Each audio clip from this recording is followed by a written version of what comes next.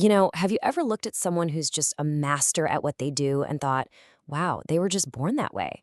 Well, today we're going to challenge that idea. We're going to dig into whether greatness is something you're born with or something any of us can actually build. So that really is the million-dollar question, isn't it? Are geniuses born or are they made? It's that classic nature versus nurture debate, and we're going to see how the answer could totally change the way you think about your own potential.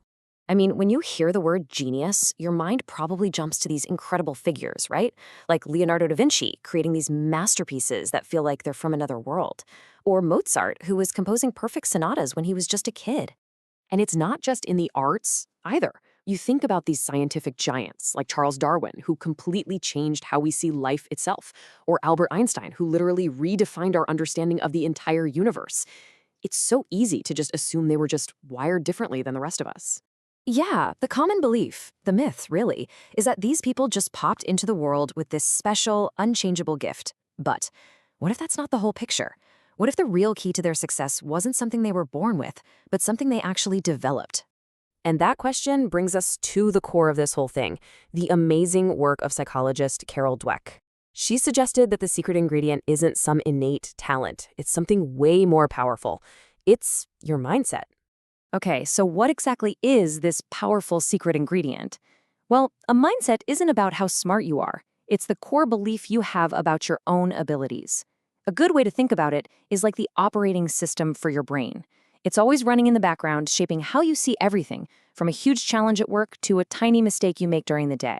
So Dweck's research basically uncovered two fundamental ways of thinking.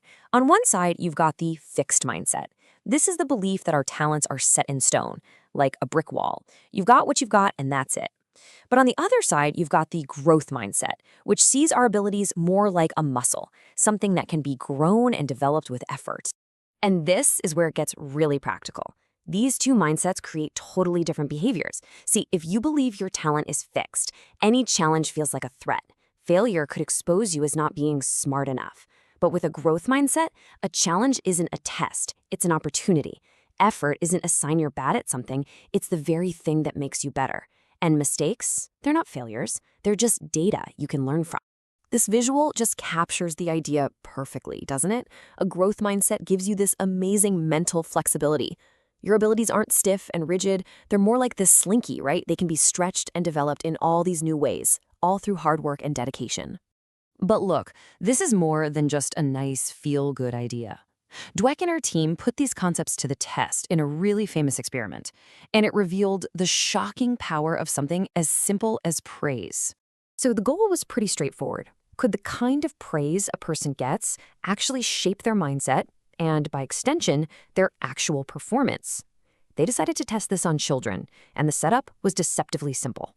Okay, so the design of this experiment was just brilliant. All the kids took a test. But the key part happened after. Half of them were praised for their intelligence. They were told, wow, you're so smart. The other half were praised for their effort. You must have worked really hard on that. Then they gave all the kids a much harder puzzle, one they were guaranteed to fail.